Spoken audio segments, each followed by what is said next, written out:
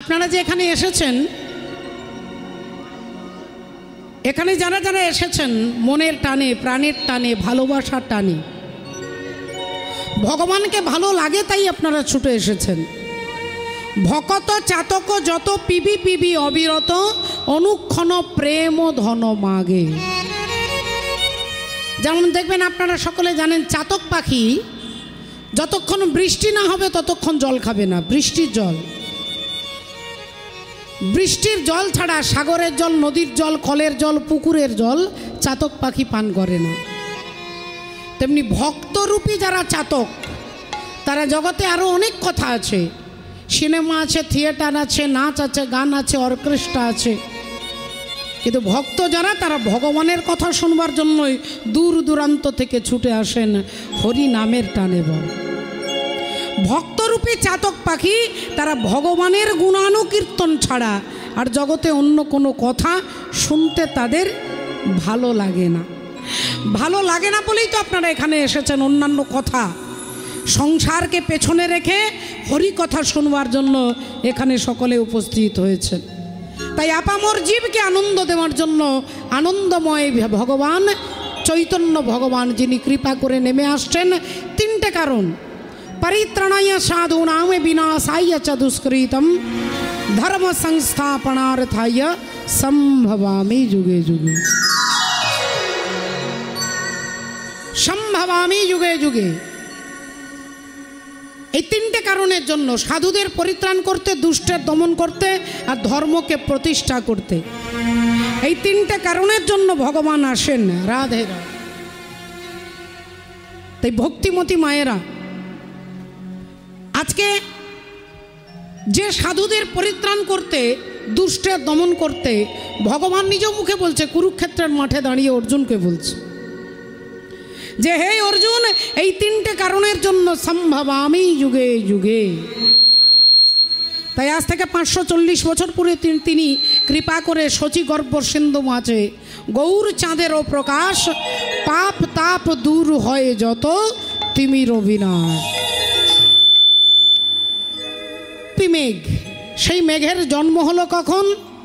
ওই যে ফাল্গুন পূর্ণিমা তিথি, গৌরাঙ্গ মেঘের জন্মতিথি। ও গো ফাল্গুন পূর্ণিমা তিথি,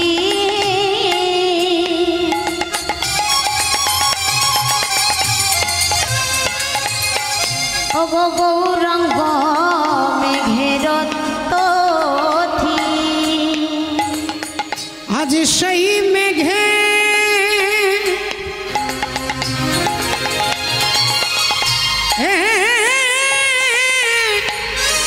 করল বাদর হে, ও গো সেই মেঘে করল বাদর, ও গো সেই মেঘে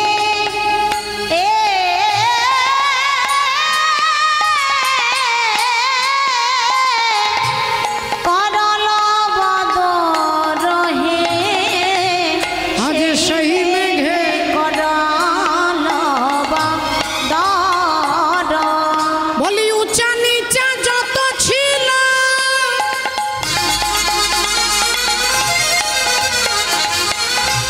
সব প্রেম জলে ভাসাইল।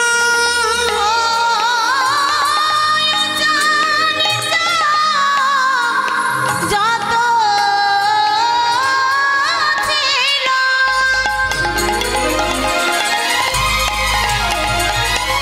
সবই প্রেম জলে ভাসাইল।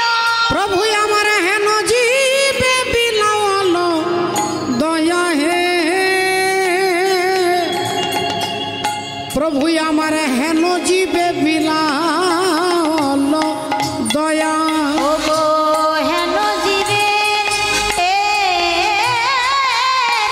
বিলাওয়াল দয়া হে, হেন জীবে বিলাওয়াল দয়া।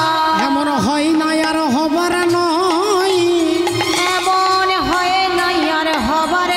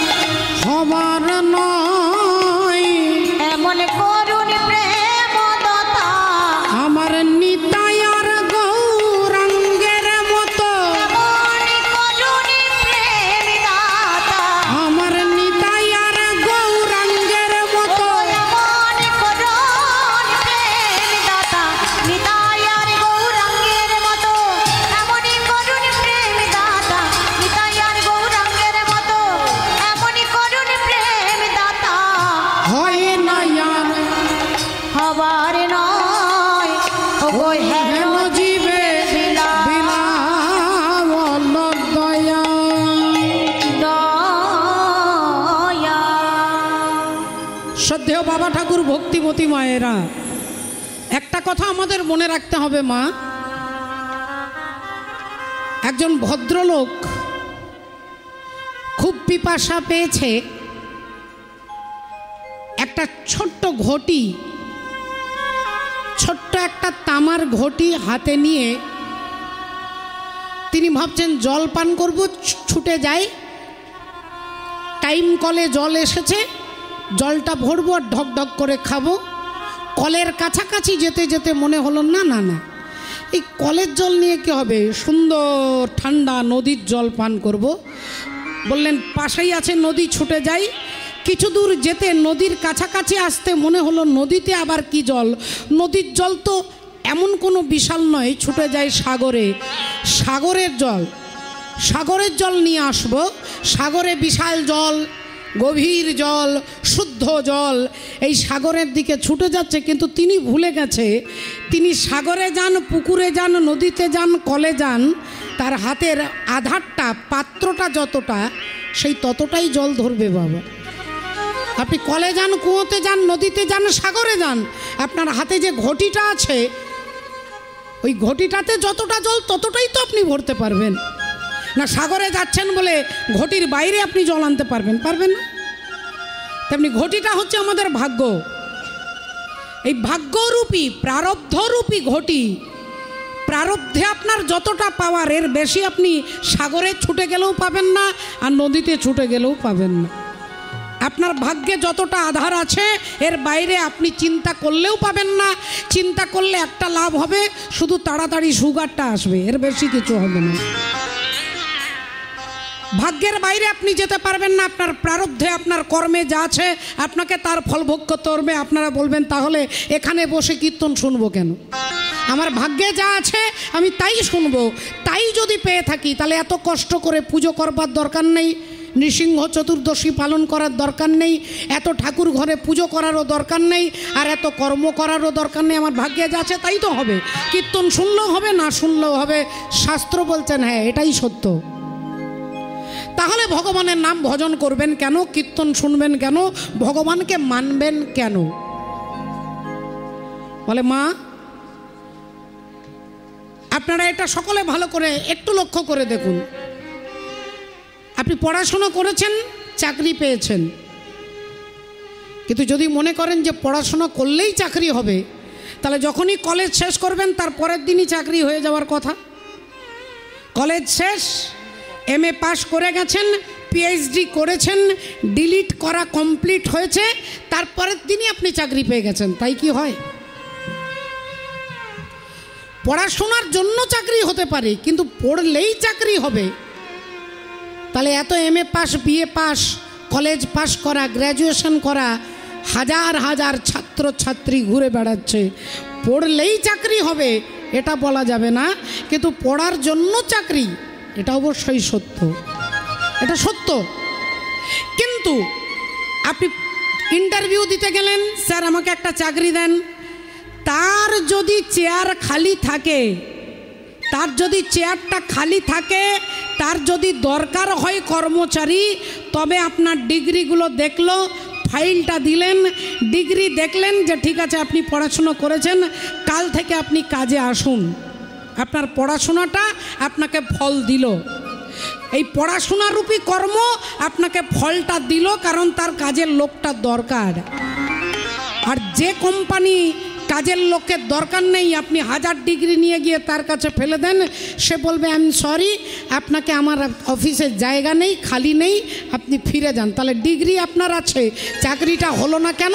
কারণ কোম্পানির লোকের দরকার নেই, লোকটার দরকার নেই বলে আপনার চাকরি হলো না। তাহলে তার কাজের লোকের দরকার হলে আপনার ডিগ্রিটা তবে ফল ধরবে। পরমাত্মা ভগবান, তিনি আপনার কর্মের দরকার হয় না, কিন্তু তিনি এমন উদার, আপনি কর্ম করলেও তিনি ফল দিতে ভালোবাসেন।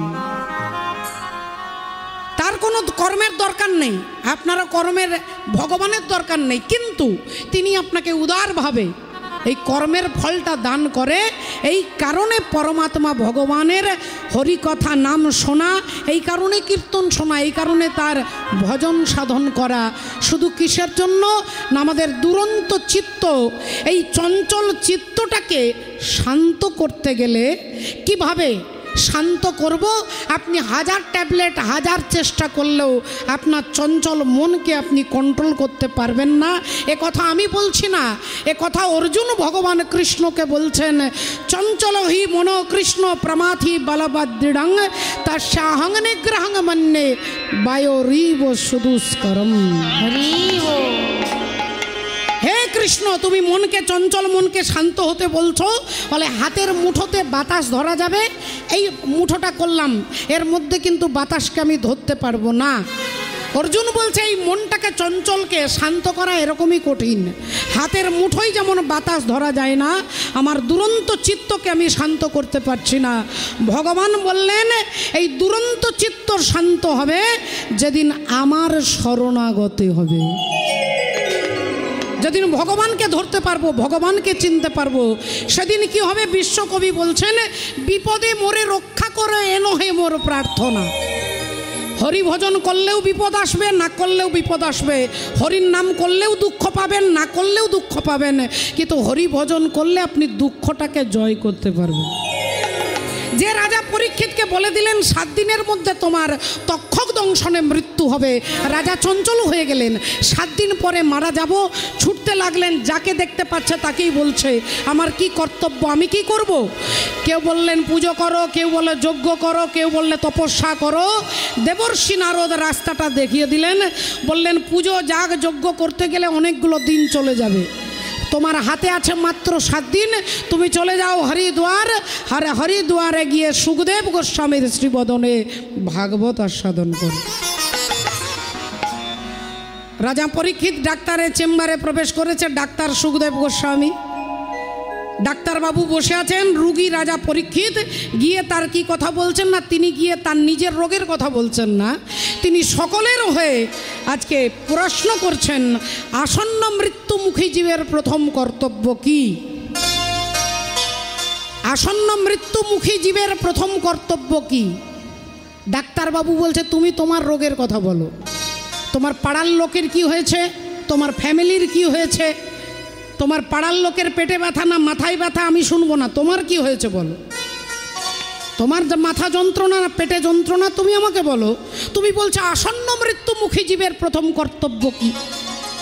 সমস্ত জীবের কর্তব্য কি? হরি বল। রাজা পরীক্ষিত বলছেন যে রোগটা আমার আছে সেটা রাষ্ট্রপতিরও আছে, সেটা প্রধানমন্ত্রীরও আছে, সেটা মুখ্যমন্ত্রীরও আছে, সাধারণ পাবলিকেরও আছে, পিঁপড়েরও আছে, আর হাতিরও আছে।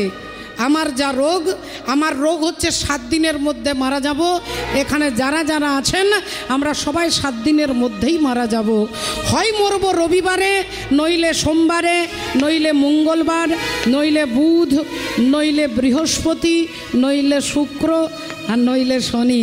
এই 7 দিনের মধ্যেই আমরা সবাই মারা যাব। তাহলে আমি শুধু একা মরব না, সকলে যদি মরি তাহলে আমার রোগটা সবারই রোগ। তাই সবার হয়ে আমি আপনার কাছে প্রশ্ন করছি আসন্ন মৃত্যুমুখী জীবের প্রথম কর্তব্য কি? এই ডাক্তারবাবু তখন প্রেসক্রিপশনে লিখছেন এর একমাত্র ট্যাবলেট হচ্ছে হরি গুণ কীর্তনম। হরি গুণ কীর্তনম, একমাত্র ভগবানের গুণানুকীর্তন এর হচ্ছে ওষুধ।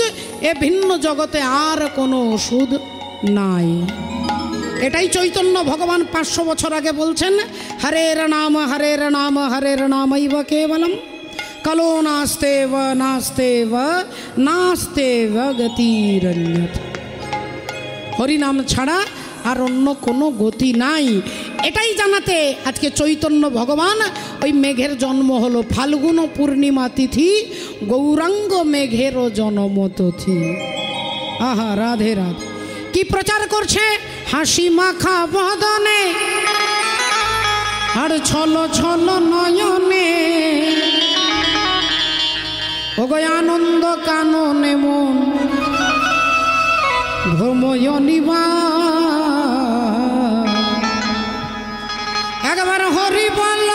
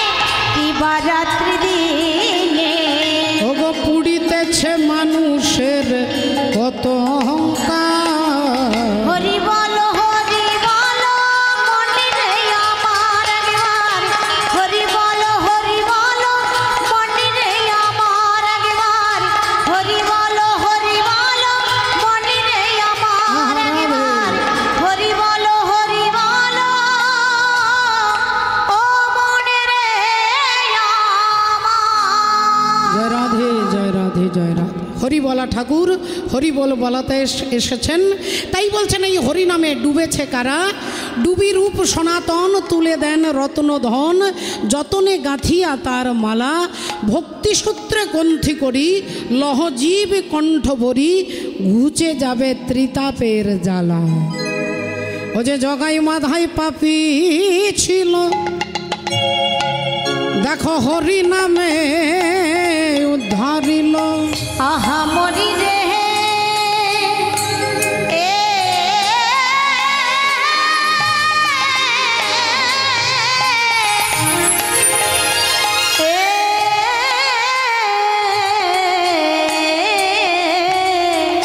ও গো জগাই মাধাই পাপী ছিল,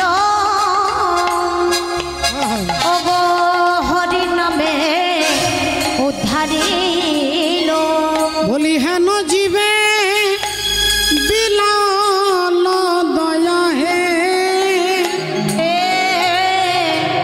হেন জীবের বিলাবল দয়া। রাধে।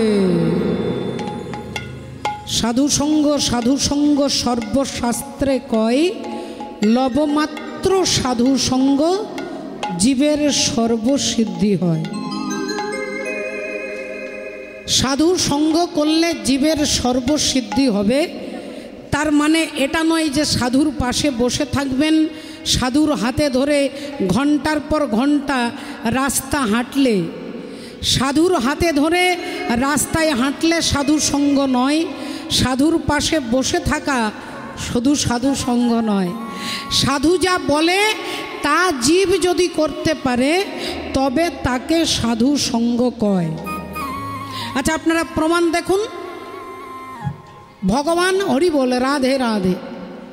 ত্রেতা যুগে রাবণ রাজা বসে আছেন স্বর্ণলঙ্কা, অধীশ্বর রাজা রাবণ স্বর্ণ সিংহাসনে বসে আছেন। একটা পায়ের ওপরে পা তুলেছেন, হাতের ওপরে হাতটা রেখে স্বর্ণ সিংহাসনে সোনার জুতো পরে, সোনায় সারা অঙ্গটা মোড়া আছে। অহংকারে অভিমানে বুক ফুলিয়ে রাবণ রাজা বসে আছেন। অমনি সেই রাবণের রাজসভায় এসে আজকে ভক্ত হনুমানজিও দাঁড়িয়েছে। কীরকম করে দাঁড়িয়েছে? এই দেখুন, আমি যেভাবে দাঁড়িয়েছি এরকম করে, এরকম করে হাত জোড় করে রাবণকে কথা বলছেন। রাবণের বাড়িতে টিউশন পড়াতে আসে সৃষ্টিকর্তা ব্রহ্মা। রাবণের বাড়িতে টিউশন পড়াতে আসেন মা সরস্বতী। রাবণের ঘোড়ার ঘাসগুলো কেটে দেওয়ার জন্য যমরাজা আসে।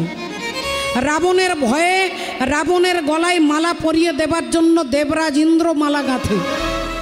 রাবণের বাড়িতে 24 ঘন্টা গরম লাগবে না, ঠান্ডা লাগবে না, এয়ার কন্ডিশন, এসি মেশিন এখনকার দিনে। সেই রাবণের বাড়িতে সব সময় ঠান্ডা বাতাস, গরমকালে ঠান্ডা, শীতকালে গরম। এই পবন দেবতা সারাক্ষণ রাবণের ভয়ে হাজির আছে। এহেন প্রতাপশালী রাজা রাবণ, যার আন্ডারে কত ইউনিভার্সিটি চলছে লঙ্কায়। ভোরবেলা থেকে উঠে হাজার হাজার রাক্ষস ভোরবেলায় 3:30-র সময় উঠে বেদ উচ্চারণ করছে। যে রাবণকে পাওয়ার জন্য হাজার হাজার অপ্সরা তপস্যায় বসে আছে। রাবণ দেখতে এত সুন্দর, হরি বল, যেটা আমরা সিরিয়ালে দেখি, তার চরিত্রটাকে তুলে ধরবার জন্য রাবণকে ভয়ঙ্কর রূপ দেওয়া হয়েছে। কিন্তু বাল্মীকি রামায়ণে পড়ে দেখুন, রাবণের অপূর্ব সুন্দর চেহারা। অপ্সরাগণ রাবণকে পাওয়ার জন্য তপস্যা করছে। এহেন অহংকারী রাজা রাবণ স্বর্ণলঙ্কায় বসে আছেন। হনুমান হাত জোড়ে করে কথা বলছেন। এটা কিন্তু ভয়ে নয়, এটা হনুমানের বিনম্রতা, ভদ্রতা। একটা চড় মারলে রাবণ রাজা মরে যাবে। হনুমানের এত ক্ষমতা, একটা চড়ে রাবণ রাজা মারা যাবে। যেহেতু রাজা রাবণ লঙ্কার রাজা, তাই রাজ একটা মর্যাদা আছে, তার জন্য হনুমান হাত জোড় করে বলছেন, বাবা রাবণ, তোমার জীবনের অনেক বেলা চলে গেছে, কিন্তু বাকি আছে এখনো অনেক বেলা। যদি নিজের কল্যাণ করতে চাও তাহলে নিজেকে রামচন্দ্রের চরণে নিবেদন করো। হরি বল। এবার আমার কথা নয়, আপনারা পরীক্ষা করে দেখবেন, যার ভেতরে অহংকার আছে আপনি তাকে উপদেশ দেবেন, সে দেখবেন রেগে যাবে। যার অহংকার আছে আপনি দুটো উপদেশের কথা বলুন, তার মস্তিষ্ক বিকৃত হয়ে যাবে। এটা কারণটাই হচ্ছে অহংকার আছে, আপনার উপদেশ সে নেবে না। উপদেশ দেওয়াদার তার স্বভাব, উপদেশ শুনতে সে ভালোবাসে না। যেই বলেছে রামের চরণে নিজেকে নিবেদন করো, অমনি রাবণ বড় বড় চোখ করে বলে উঠল, বেটা মরকট একটা বাঁদর, আমার বাড়িতে টিউশন পড়াতে আসে ব্রহ্মা, আমার বাড়িতে ঘোড়ার ঘাস কাটতে আসে যমরাজা, আমার বাড়িতে মালা গাঁথবার জন্য দেবরাজ ইন্দ্র আসে, আর তুই একটা কোথাকার একটা বাঁদর আমাকে জ্ঞান দিচ্ছিস? এই কে আছিস? এর স্পর্ধা দেখে আমি অবাক হয়ে যাচ্ছি। কে আছিস? 20-50 জন ছুটে এসেছে, 20-50 জন ছুটে এসেছে। বলুন মহারাজ। বললেন ওই বাঁদরের অঙ্গ ভঙ্গ করে দে, ওর অঙ্গ ভঙ্গ করে দে। অঙ্গ মানে শরীর, ভঙ্গ মানে ভাঙা। তাহলে অঙ্গ ভঙ্গ করে দে মানে হয় হাত ভেঙে দাও, নইলে পা ভেঙে দাও, নইলে ঘাড়, নইলে কোমর ভেঙে দাও। রাবণ আদেশ করছে অঙ্গ ভঙ্গ করে দে, আর অমনি 5-10 জন 50 জন ছুটছে হনুমানের অঙ্গ ভঙ্গ করবে। এতক্ষণ রাবণের পরিচয় শুনলেন, এবার হনুমানের পরিচয় দেখুন। হনুমানকে প্রণাম করার মন্ত্রটাই হচ্ছে মনোজবম মারুতদুল্য বেগম জিতেন্দ্রিয়ম বুদ্ধিমাতাম বরিষ্ঠম বতাতমানম বানরায়ুধ্য মুখ্যম শ্রীরামদূতম শরণম প্রপদ্যে। মনোজবম মারুতদুল্য বেগম, মনের থেকে দ্রুত গতিতে চলতে পারে। আমাদের মন 1 সেকেন্ডে বৃন্দাবন চলে যাবে, তার থেকেও দ্রুত গতিতে হনুমান চলতে পারে। মনোজবম মারুতদুল্য বেগম, বাতাসের মতো তীব্র গতি। জিতেন্দ্রিয়ম, সমস্ত ইন্দ্রিয়কে জয় করেছে। বাবার নাম কি না? পঞ্চতত্ত্বের মধ্যে একটা তত্ত্ব, সেটা হচ্ছে পবন। আর সেই পবন পুত্র হনুমান, তার আরেকটা বড় সার্টিফিকেট আছে। কি সার্টিফিকেট না? তিনি হলেন বুদ্ধিমাতাম বরিষ্ঠম, বুদ্ধিজীবীদের মধ্যে যিনি অগ্রগণ্য। সেই হনুমানকে জিজ্ঞাসা করছে আপনার পরিচয় কি? বললেন শ্রীরামদূতম শরণম প্রপদ্যে, ভগবান রামচন্দ্রের চরণের আমি হলাম দাস। আমাদের যদি কোনো নেতা মন্ত্রীর সঙ্গে একটু ভাব থাকে, আমরা সেই কথাটাই বুক ফুলিয়ে বলি, অমুক দাদার সঙ্গে খুব পরিচয় আছে, জানি অমুক দিদির সঙ্গে খুব পরিচয়, খুব ভাব আছে আমার, তার সঙ্গে আলাপ পরিচয় আছে, আমরা বুক ফুলিয়ে বলি। আর হনুমান বলে তার এতগুলো সার্টিফিকেট আছে, তাকে বলছে তুমি কে? না আমি ভগবানের চরণের দাসের অনুদাস। সেই হনুমান তিনি বুদ্ধিজীবীদের মধ্যে অগ্রগণ্য। যখনই রাবণ বলেছে অঙ্গ ভঙ্গ করে দিতে, অমনি সব ছুটছে। আর অমনি বুদ্ধিমাতাম বরিষ্ঠম হনুমান তার লেজটাকে ডান হাতে তুলে রাবণকে দেখিয়ে দেখিয়ে ঘোরাচ্ছে। বাবু লেজটাকে ঘোরাচ্ছে, লেজটাকে ধরে কখনো চুমু খাচ্ছে, কখনো লেজটাকে ধরে বুকে জড়িয়ে ধরছে, কখনো লেজটাকে মাথায় ছোঁয়াচ্ছে, বারবার চুমু খাচ্ছে। এখন রাবণ ভাবছে তাহলে মনে হয় ওর সমস্ত অঙ্গের থেকেও লেজটাকেও বেশি ভালোবাসে। লেজটাকে চুমু খাচ্ছে, লেজটাকে দেখছে, লেজটাকে জড়িয়ে ধরছে, তাহলে লেজটাই হচ্ছে ওর উইক পয়েন্ট, ওর দুর্বল জায়গা। তাহলে এক কাজ কর, অঙ্গভঙ্গ করিস না, ওর লেজে আগুন ধরিয়ে দে। আর যেই বলেছে লেজে আগুন ধরিয়ে দেওয়া, যেই অর্ডার করেছে, অমনি সব ছুটছে নিজের নিজের বাড়িতে। সব বাড়ি গিয়ে একটা করে কাপড় আর একটু করে বাটিতে করে তেল নিয়ে আসছে, কেউ ঘি নিয়ে আসছে, কেউ কর্পূর নিয়ে আসছে, কেউ মায়ের কাপড়, কেউ দিদির কাপড়, কেউ বোনের কাপড়, কেউ স্ত্রীর কাপড়। একটা করে কাপড় আর একটু করে তেল এনে হনুমানের লেজে কাপড়টাকে জড়াচ্ছে আর তেল ঢালছে, কাপড় জড়াচ্ছে আর তেল ঢালছে। হনুমানের লেজ দেখতে দেখতে এত মোটা হয়ে গেছে কাপড় জড়িয়ে জড়িয়ে। এইবার রাবণ হাসতে হাসতে বলছে ওর লেজে আগুন ধরিয়ে দে, ওই বেটা পুড়ে মারা যাবে, আগুন ধরিয়ে দে। আর যেই আগুনটা জ্বালিয়ে দিয়েছে, রাবণ হাসছে, আর হনুমান তার থেকে আরো দ্বিগুণ বেশি হাসছে। হনুমান হাসতে হাসতে চারিদিকে তাকাচ্ছে, চারিদিকে ঘুরে ঘুরে তাকাচ্ছে আর হাসছে। রাবণ ভাবছে এদের কাছে মনে হয় সাহায্য চাইছে। রাবণ বললেন না, ডান দিক বাঁ দিক সামনে পেছনে এরা সব আমার লোক, আমি যা বলবে এরা তাই শুনবে। তো এরা কেউ তোকে সাহায্য করবে না, তুই তাকাচ্ছিস কি? এদেরকে তুই তাকাচ্ছিস কি? এরা কেউ তোকে সাহায্য করবে না। হনুমান বললেন, না না না না, আমি সাহায্যের জন্য তাকাচ্ছি না, আমি দেখলাম কারা কারা চাঁদা দিয়েছে, যারা যারা চাঁদা দিয়েছে তাদেরকে মালসার প্রসাদ দিয়ে আসবো আর কি।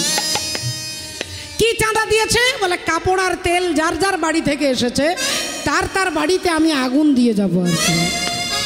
তাহলে যারা চাঁদা দিয়েছে তাদেরকে প্রসাদ দিতে হবে। তাই যাদের বাড়ি থেকে কাপড় আর তেল এসেছে সবার ঘরে আগুন জ্বলবে। আমি দেখে নিলাম কারা চাঁদা দিয়েছে আর কারা দেয়নি। এই এদের মধ্যে একজনকে খুঁজে পেয়েছি চাঁদা দেয়নি, আর তিনি হচ্ছেন কে না, ভক্ত বিভীষণ। বিভীষণের বাড়ি থেকে চাঁদা আসেনি, তাই বিভীষণের বাড়ি বাদ দিয়ে বাকি গোটা লঙ্কাতে দাউ দাউ করে আগুন জ্বলবে। আজকে লঙ্কাতে শুধু নয়, আজকে অখণ্ড পৃথিবীতে দাউ দাউ করে আগুন জ্বলছে। কিসের আগুন? বলে হিংসার আগুন, কামনা বাসনার আগুন দাউ দাউ করে জ্বলছে প্রতিটা ঘরে। কিন্তু মার্ক করবেন, লক্ষ্য করবেন কার ঘরটাতে আগুন দিলেন।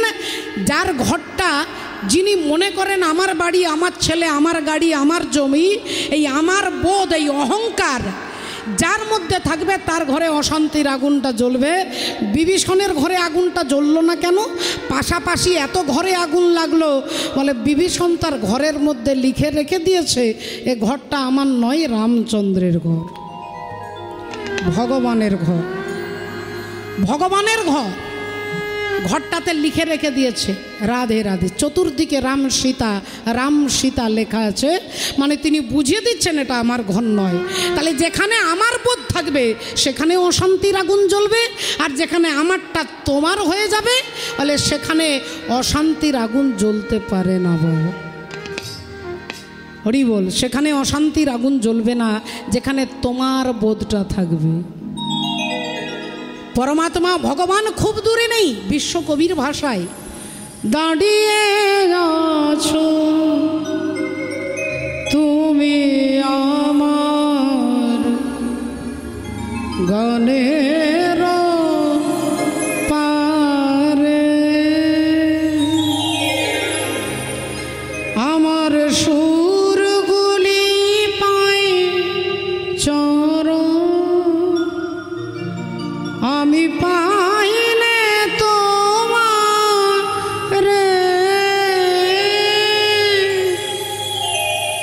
দাঁড়িয়ে আছো তুমি আমার গানের পারে। এই জীব আর ভগবানের মধ্যে একটা মাঝখানে পর্দা পড়ে আছে, আর এই পর্দাটা কে সরিয়ে দেবে? বলে সদ্গুরু পাবে ভেদ বাতাবে। ওই গুরুদেব অজ্ঞানের পর্দাটা সরিয়ে দিলে জীবাত্মা পরমাত্মাকে দর্শন করবে। এই জন্য গুরু দরকার, এই জন্য রাধে রাধে।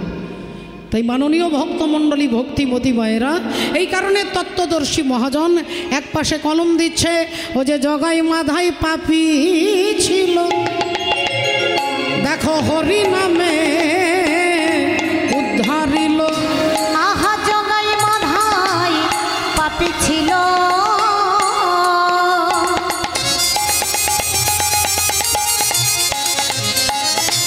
দেখো হরি নামে উদ্ধারিল। প্রভু আমার হেন জীবে বিলায়ল দয়া হে, হেন জীবের বিলাবল দয়া। ও যে দাস সদানন্দে ভনে,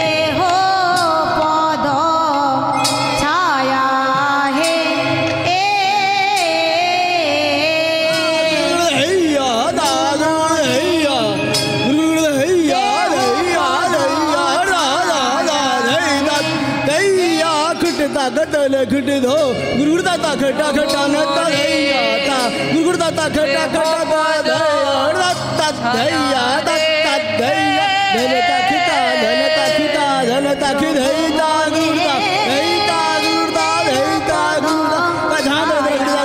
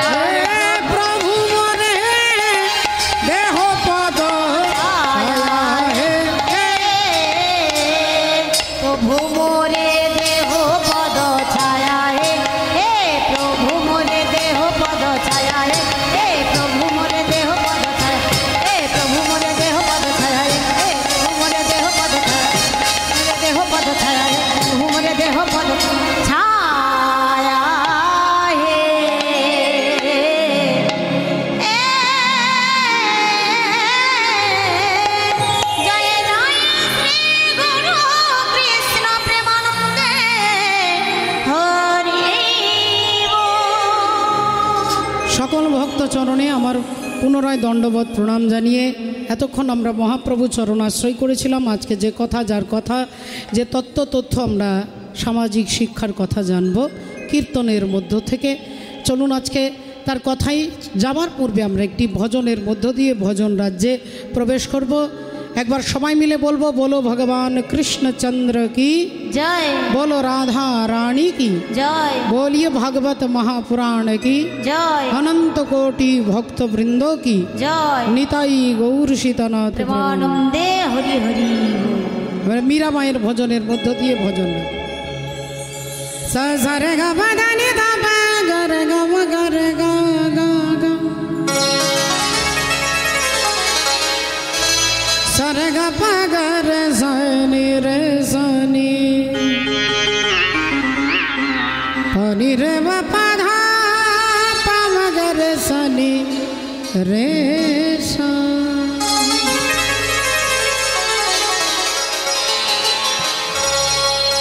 रंग दे चुनरिया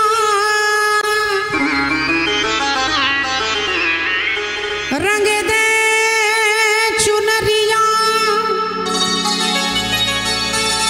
रंग दे चुनरिया और रंग दे रंग दे रंग दे रंग दे रंग दे रंग दे रंग दे रंग दे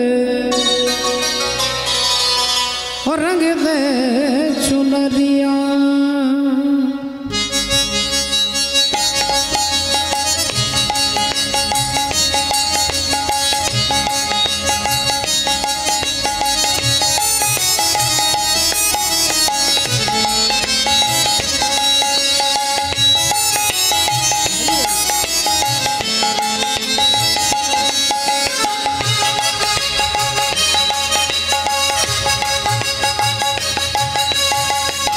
रंग दे चुनरिया ओ रंग दे चुनरिया ओ रंग दे चुनरिया रंग दे चुनरिया ओ शाम पिया बोरी रंग दे चुनरिया ओ रंग दे चुनरिया रंग दे चुनरिया।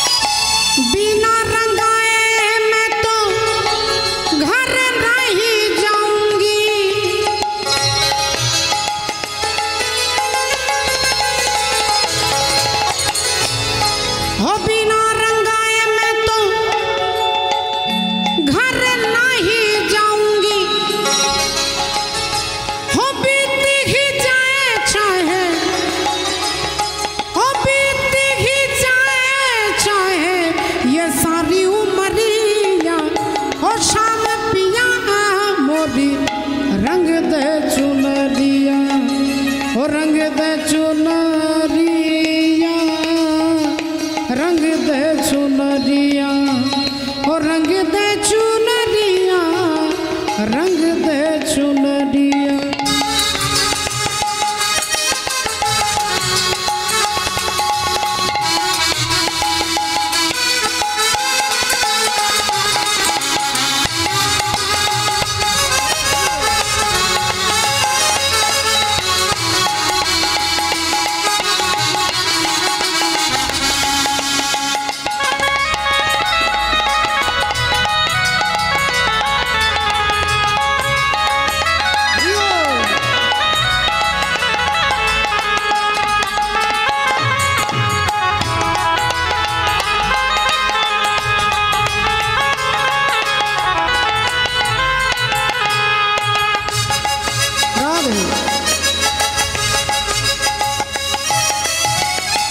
जल से पतला कौन है,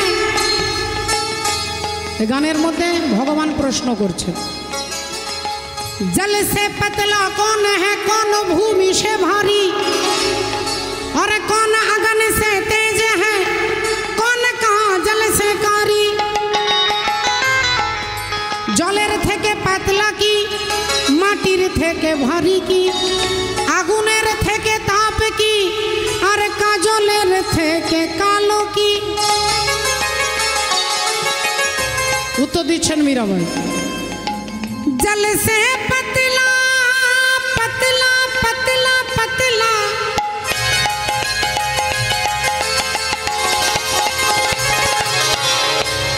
जल से पतला ज्ञान है, और पाप भूमि से भारी। क्रोध अगन से तेज है, क्रोध अगन से तेज है, और कलंक का जल से कारी। रंग दे चुनरिया, और रंग दे चुनरिया, और रंग दे चुनरिया, रंग दे चुनरिया, रंग दे चुनरिया, हो रंग दे चुनरिया, रंग दे चुनरिया, रंग दे चुनरिया, रंग दे चुनरिया, रंग दे चुनरिया, रंग दे रंग दे रंग दे रंग दे रंग दे रंग दे रंग दे रंग दे रंग दे चुनरिया, रंग दे चुनरिया, और रंग दे चुनरिया, रंग दे चुनरिया।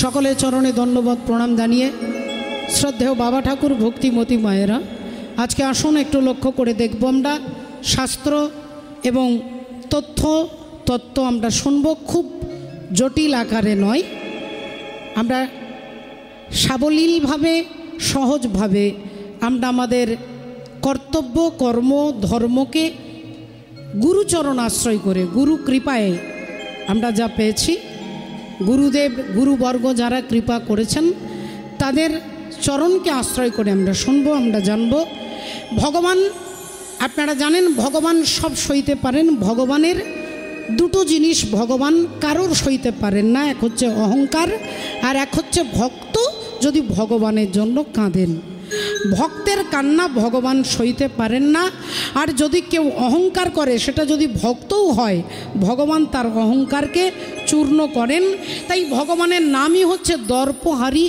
মধুসূদন এর নাম কে রেখেছেন 108টা নামকে যারা মুখস্থ আছে তারা ভালো করে বুঝতে পারবেন শ্রীকৃষ্ণের অষ্টোত্তর শত নামের মধ্যে আছে শ্রীনন্দ রাখিল নাম নন্দের নন্দন শ্রীনন্দ রাখিল নাম নন্দের নন্দন আর যশোদা রাখিল নাম জাদু বাছা ধন যশোদা রাখিল নাম জাদু বাছা ধন যশোদা রাখিল নাম জাদু বাছা ধন উপানন্দ নাম রাখে সুন্দর গোপাল উপানন্দ নামে রাখে সুন্দর গোপাল আর ব্রজবালক নাম রাখে ঠাকুর রাখাল ব্রজবালক নামে রাখে ঠাকুর রাখাল ব্রজবালক নামে রাখে ঠাকুর রাখাল হরি বল এবার বলছে দেখুন এই নামগুলো তো 108টা বললে অনেক সময় লাগবে।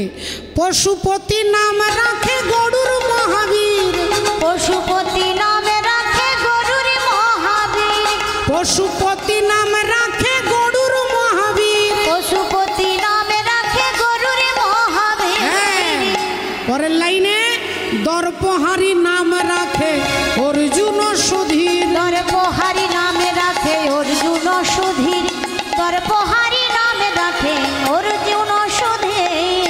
তাহলে ভগবান শ্রীকৃষ্ণের নাম 78 শতনামের মধ্যে দর্পহারি নাম রাখে অর্জুন ও সুধীর। অর্জুন যে নামটা ভগবানকে দিলেন, অর্জুনেরই দর্পটাকে ভগবান আজকে চূর্ণ করবেন। তার ইতিহাস আমরা শাস্ত্রকে সামনে রেখে শুনবো। আর শুনতে গেলে এই মুহূর্তে চলে যাব আজকে পরমাত্মা ভগবান শ্রীকৃষ্ণের মুখোমুখি দাঁড়িয়েছেন কে না, মুখোমুখি দাঁড়িয়েছেন শতপুত্রের জননী মা গান্ধারী দেবী। যে মা গান্ধারী আজকে নিরালা নির্জনে অন্ধকার ঘরে একটা টিম টিম করে প্রদীপ জ্বলছে, যার একটা নয় দুটো নয় 100টা ছেলে মারা গেছে, সেই পুত্রহারা জননী গান্ধারী রাতের অন্ধকারে নিজের দুহাত দিয়ে মাথার চুলগুলোকে ছিঁড়ছেন, কখনো চিৎকার করে ডাকছেন, ওরে দুর্যোধন, ওরে দুর্যোধন, ওরে দুঃশাসন, ওরে দুঃশাসন, একবার ফিরে আয় বাবা, একবার ফিরে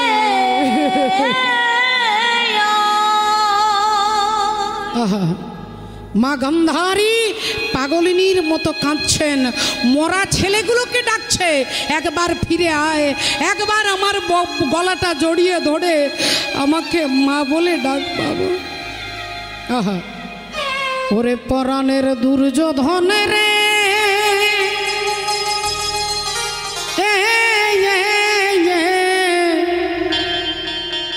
ওই আমি কোন বা দেশে যাব তোর লাগিয়া রে, পরাণের দুর্যোধন রে,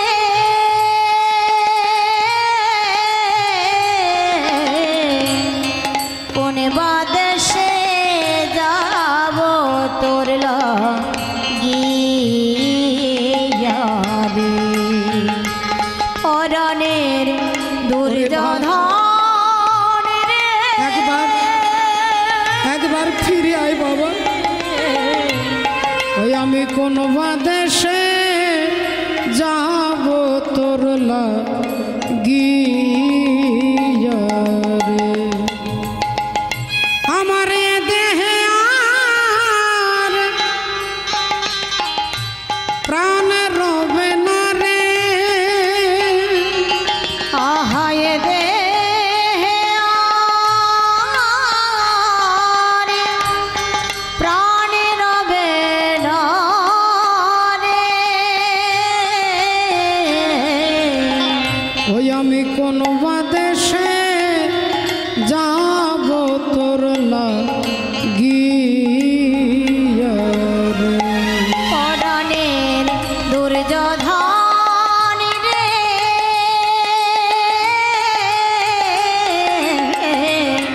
কোন বা দেশে যাব তোর লাগিয়া রে। ওরে বাপ দুর্যোধন, এ জগতে যদি জঙ্গলে আগুন লেগে যায় সবাই আগুনটাকে দেখতে পায় বাবা, কিন্তু আমার মনের ভেতরে যে আগুন লেগেছে এই আগুনটা কেউ দেখতে পাবে না, কেউ দেখতে পাবে না এই আগুন। তাই গান্ধারী বলছে, ওরে বনের আগুন সবাই দেখে, মনের আগুন দেখে না, আর যে ফুল শুকায়ে গেছে কেউ মনে রাখে না রে, ওরে মনে রাখে না। আহা বনে সবাই দেখে মনের আগুনে দেখে না যে ফুল শুকায়ে গেছে কেউ মনে রাখে না, মনে রাখে না।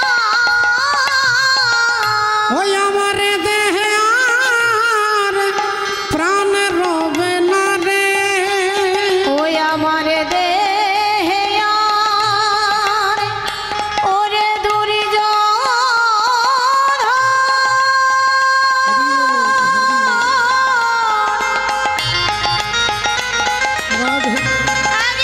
একবার ফিরে আই বাবা, একবার ফিরে আই, একবার ফিরে আই, ফিরে আই বাবা, ওই আমার দেহে আর প্রাণে রবে না রে। ওই আমি কোন বাদেশে যাব তোর লাগিয়া রে, অরণের দুর্যোধন রে, কোনে বাদেশে যাব তোর লাগিয়া রে। ওরে দুর্যোধন, কোন বাদেশে যাব তোর ওরে দুঃশাসন, লাগিয়া রে। ফিরে আই বাবা, ওই আমি কোন বাদেশে যাব তোর লাগিয়া রে। মরা ছেলেগুলোকে মা গান্ধারী চিৎকার করে ডাকছে আর বলছে, ওরে দুর্যোধন দুঃশাসন, নিরালা নির্জনে অন্ধকার ঘরে বসে মা গান্ধারী শতপুত্র বিরহ যন্ত্রণায় চিৎকার করে কাঁদছে। আর হঠাৎ শুনতে পেলেন তার পেছনে দাঁড়িয়ে কে যেন বলে উঠল, মা। চিন্তা করুন তো মা, একটা নয় দুটো নয় 100টাই ছেলে মারা গেছে, আর তার পেছনে দাঁড়িয়ে যদি কেউ মা বলে ডাকে, চমকে উঠলেন গান্ধারী, চিৎকার করে উঠলেন, কে কে কে আমায় মা বলে ডাকলে? উত্তপ্ত মরুভূমির বুকে এক পশলা বৃষ্টির মতো তোমার মাতৃ সম্বোধন আমার হৃদয়কে উদ্বেলিত করেছে, আমাকে আনন্দ দিয়েছে। তুমি কে? আমি তোমায় দেখতে পাচ্ছি না কেন, তুমি কে? পেছন থেকে উত্তর দিচ্ছেন, মা আমাকে দেখার জন্য এরকম হ্যালোজিন জেলে দিলে দেখা যাবে না মা, এরকম হ্যালোজিনের আলোতে আমাকে দেখা যায় না মা, এরকম কোটি কোটি টিউবলাইট জেলে দিলে আমাকে দেখা যায় না, আমাকে দেখতে গেলে সূর্য চন্দ্রের আলোতেও দেখা যাবে না, আমাকে দেখতে গেলে যে আলোটার প্রয়োজন তার নাম হচ্ছে দিব্য জ্ঞান। না তুমাং শক্যসে দ্রষ্টু মনে নৈব সচক্ষুষা দিব্যাং দদামি তে চক্ষু পশ্যমে যোগো মহেশ্বরম। আমাকে দেখতে গেলে দিব্য নয়নের প্রয়োজন, আর সেই দিব্য নয়ন আমি ছাড়া কেউ দিতে পারবে না মা। তুমি আমায় দেখবে আমি কে? আর যেই বলেছে অমনি গান্ধারী তাকিয়ে দেখছে, তার চোখের কাছে দেখে ভগবান কৃষ্ণ দাঁড়াইয়ে আছে, দেখে ভগবান কৃষ্ণ দাঁড়াইয়ে আছে, ও দেখে ভগবান কৃষ্ণ দাঁড়াইয়ে আছে, দেখে ভগবান কৃষ্ণ দাঁড়াইয়ে আছে, ও যে গান্ধারীর চোখের কাছে ভগবান কৃষ্ণ দাঁড়াইয়ে আছে, গান্ধারীর চোখের কাছে ভগবান কৃষ্ণ দাঁড়াইয়ে আছে, দেখে গান্ধারীর চোখের কাছে ভগবান কৃষ্ণ দাঁড়াইয়ে আছে, রাধে গান্ধারীর চোখে নিতাই গৌর প্রেমানন্দে। ভগবান কৃষ্ণ দাঁড়াইয়ে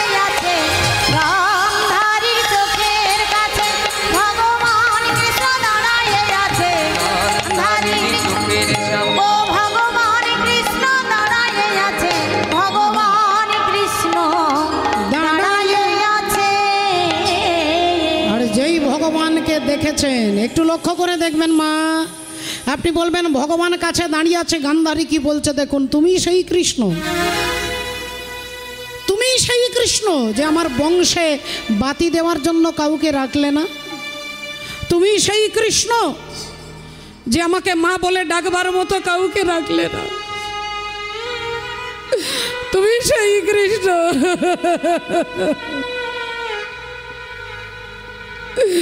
যে আমার বংশটাকে ধ্বংস করে দিয়েছ, একজনকেও রাখলে না মা বলে ডাকবার মতো, আবার 100টা ছেলেকে তুমি মেরে ফেলেছ, তুমি সেই কৃষ্ণ। তাই কৃষ্ণ রে, আজ সন্তান হারা জননী গান্ধারী আমি, এই রাতের অন্ধকারে আজকে শুধু তুমি জানবে আর আমি জানবো, তুমি যেমন আমার বংশে বাতি দিতে কাউকে রাখলে না, আমি তোমাকে অভিশাপ দিচ্ছি, একদিন আমার মতো তোমার বংশ ধ্বংস হয়ে যাবে। ভক্তমণ্ডলী, ভক্তিমতী মায়েরা, সচ্চিদানন্দময় পরমাত্মা ভগবান শ্রীহরি একগাল মিষ্টি হাসলেন।